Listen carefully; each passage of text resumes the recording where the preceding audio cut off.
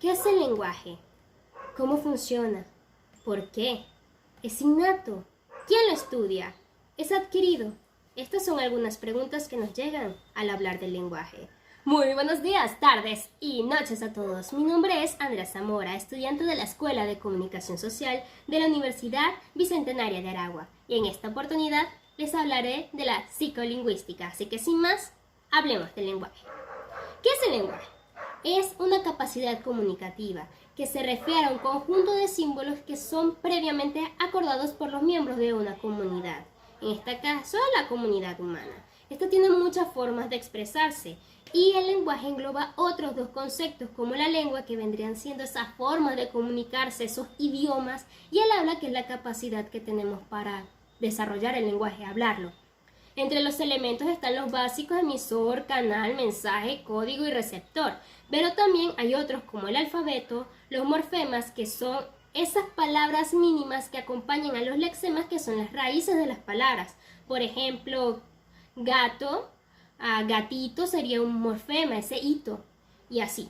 La semántica, que es el significado de las palabras, la gramática, las reglas que tiene ese lenguaje, los fonemas, el conjunto de sonidos, las palabras, esas unidades básicas con significado, la sintaxis, que es el orden de las palabras que tienen que ver con la gramática, y la pragmática, que son esos aspectos extralingüísticos. Entre la estructura tenemos biológica, los órganos articuladores, el cerebro y los factores madurativos. En la parte interna tenemos, se desarrolla o tiene que ver con lo anterior, la fonética, la semántica, la sintáctica y la pragmática. Ahora, ¿qué es la psicolingüística? La psicolingüística la podemos decir que es la psicología de la lengua, que busca comprender, entender cómo se produce, cómo se adquiere, cómo se pierde y cuáles son los procesos cognitivos que influyen en la adquisición del lenguaje. Ahora, ¿cómo se adquiere el lenguaje? Se basa en dos cositas. Uno, la estimulación, ese proceso de hablar a la otra persona para que adquiera el lenguaje, y los procesos madurativos, aquellos desarrollos de habilidades básicas. En el caso de un niño hay distintas fases. ¿Cómo adquirimos el lenguaje? Está la prelingüística, que son los balbuceos, las capacidades básicas que se van a ir desarrollando.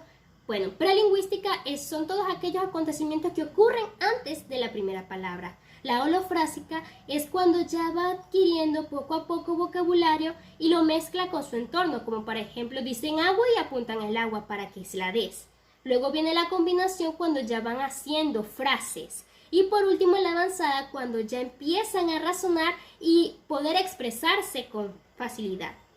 Hay distintas teorías que hablan de cómo se adquiere el lenguaje. Vygotsky dice que se basa en las relaciones humanas. La teoría innatista dice que todos podemos o tenemos la posibilidad de hablar porque está en nuestra biología. La teoría conductista dice que esto se basa en una conducta que se va aprendiendo y se basa en la repetición. Y la teoría de Brunner dice que tiene que ver con las relaciones humanas y también esas capacidades básicas que todos tenemos para comunicarnos.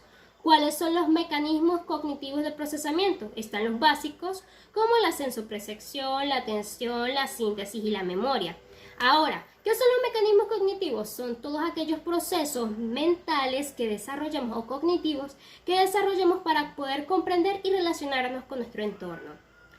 Ahora quiero ir a los procesos cognitivos avanzados, entre los que se encuentra el lenguaje y el pensamiento. El lenguaje y el pensamiento están ligados entre sí, porque a través del lenguaje desarrollamos nuestro pensamiento y el pensamiento utilizamos para poder hablar. Ahora, entre los avanzados el lenguaje tenemos todos estos, pero el lenguaje requiere un acceso al léxico, el análisis sintáctico y la interpretación semántica. Aquí tenemos un proceso de cómo esto se desarrolla en nuestro cerebro. Ahora, factores psicológicos y neurológicos. En los factores psicológicos tenemos lo social, las interacciones, los procesos cognitivos que ya veníamos hablando, cómo desarrollamos o entendemos los conceptos y esta área lingüística. Pero también el lenguaje está relacionado con las capacidades neurológicas, con nuestro cerebro. Estos se desarrollan específicamente en el hemisferio izquierdo, en áreas como la Broca y Wernicke. Y aquí empezamos a hablar también del deterioro del lenguaje, que tiene que ver con factores que hayan perjudicado nuestro cerebro o también psicológicos.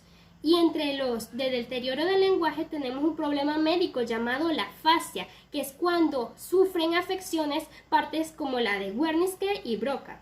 Wernicke, estamos hablando de una afasia fluente y no fluente. También tenemos la distatria, que es la dificultad para poder hablar por problemas en el movimiento de los músculos, etc. Así que sin más, esto ha sido todo y hasta una próxima oportunidad.